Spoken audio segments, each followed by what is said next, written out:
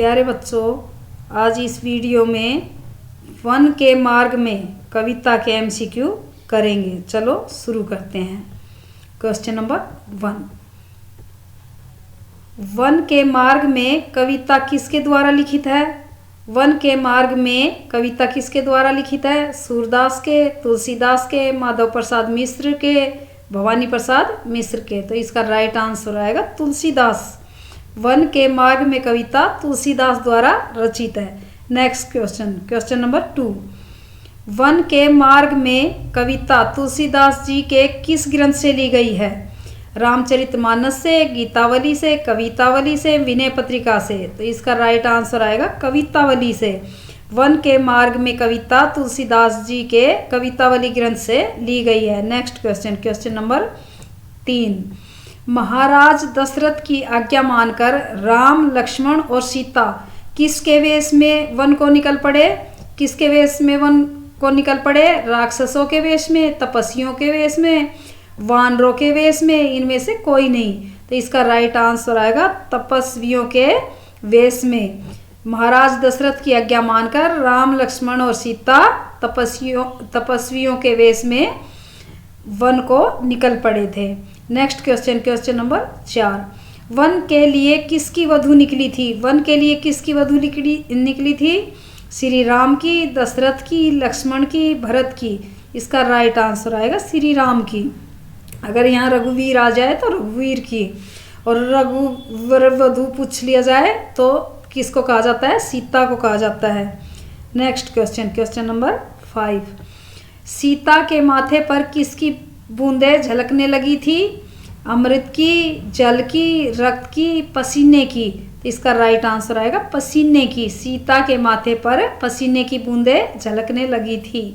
Next question, question number 6, नगर से बाहर निकलकर 2 पग चलने के बाद सीता की क्या दशा हुई? सीता के माथे पर पसीने की बूंदें आ गई, सीता के मधुर होठ सूख गए, उपर्युक्त दोनों, इनमें से कोई नहीं। तो इसका राइट आंसर आएगा उपर्युक्त दोनों। नगर से बाहर निकलकर 2 पग चलने के बाद सीता के माथे पर पसीने की बूंद आ गई और सीता के मधुर होठ सूख गए, इसलिए इसका आंसर आएगा उपर्युक्त दोनों। नेक्स्ट क्वेश्चन, क्वेश्चन नंबर 7, अब और कितनी दूर चलना है? पर्णकुटी कहाँ बनाइएगा? किसने किससे पूछा? किसने किससे पूछा? अब और कितनी दूर चलना है? पर्णकुटी कहाँ बनाइएगा?